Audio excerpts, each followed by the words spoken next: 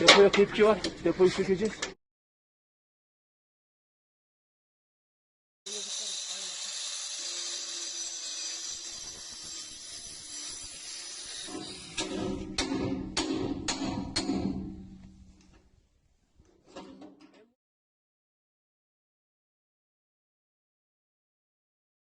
Renk ve görünüm itibariyle likit eroin maddesi.